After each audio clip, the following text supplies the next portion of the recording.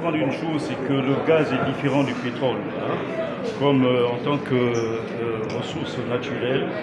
Et le gaz vient généralement avec le pétrole. Le pétrole, quand il sort de terre, il vient avec du gaz, forcément.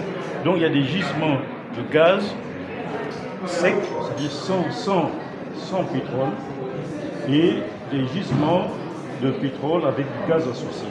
Alors, pendant longtemps, le gaz était considéré comme un risque, parce que le gaz est plus complexe à exploiter.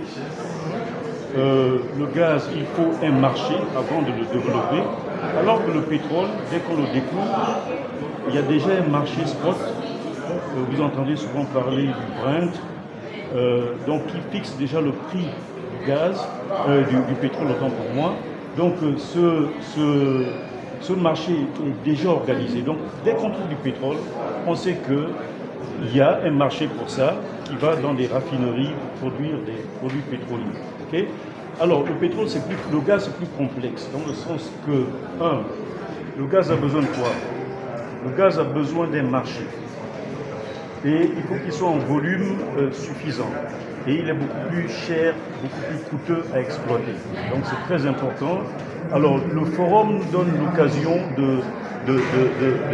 d'analyser les différents aspects pour optimiser l'exploitation du gaz en zone CEMAC, en mettant en œuvre un pipeline qui va relier l'ensemble des pays de la sous-région, voire au-delà, c'est-à-dire qu'ils font plus des pays de la CEMAC, de manière à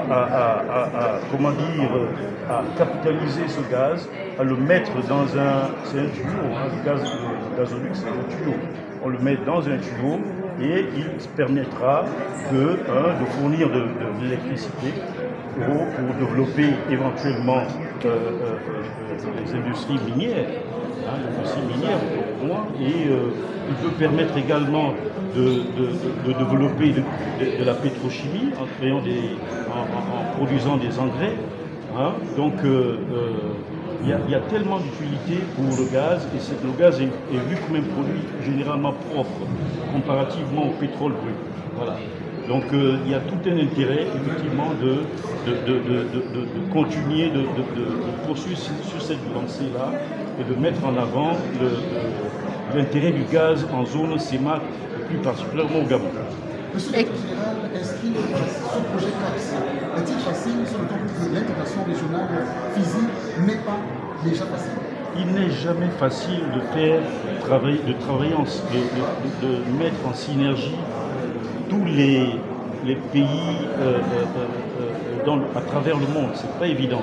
Ceci est vrai pour les pays dits occidentaux.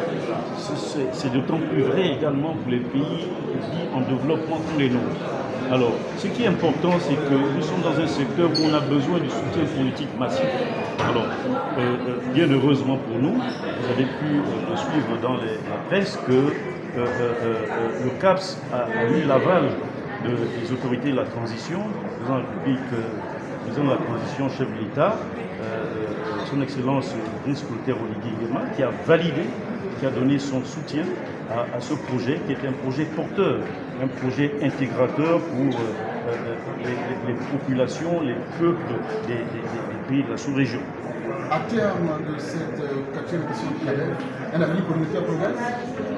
Mais bien évidemment, un avenir communautaire dans le sens où le gaz ne sera plus considéré comme un risque, dans le sens où plusieurs projets gaziers voient déjà le jour, notamment avec Perenco.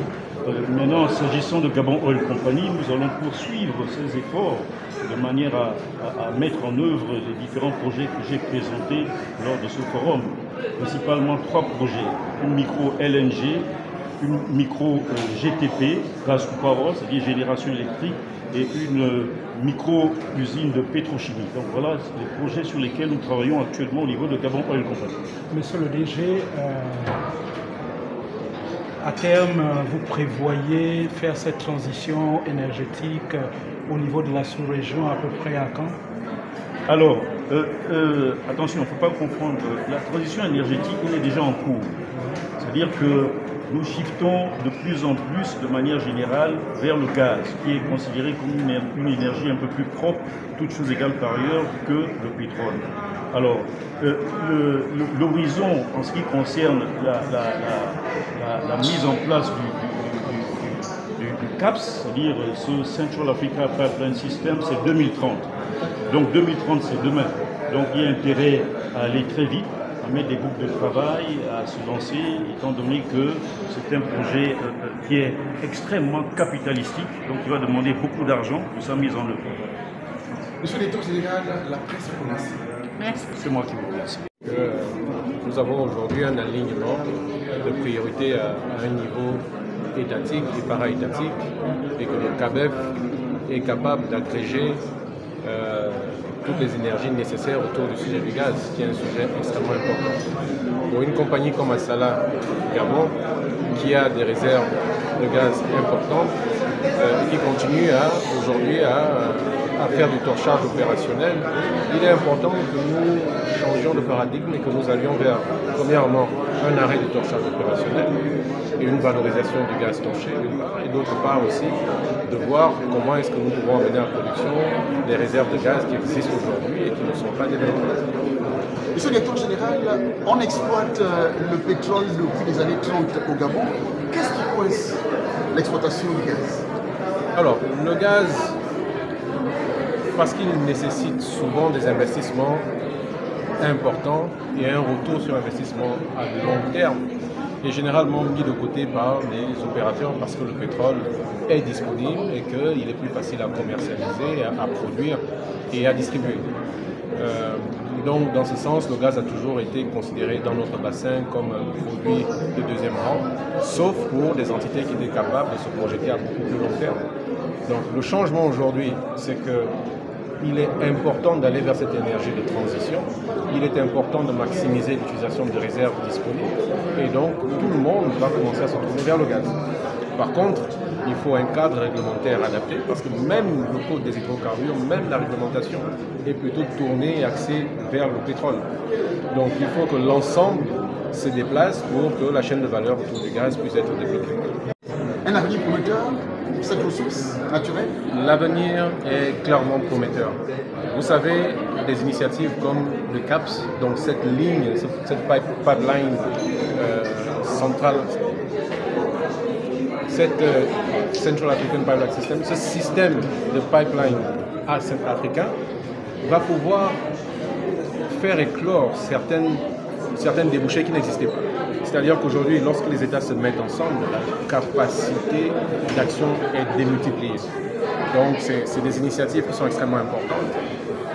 De manière individuelle, il y a des compagnies qui vont hésiter à se lancer dans le développement du gaz parce que ça coûte cher et parce que parfois les marges sont faibles.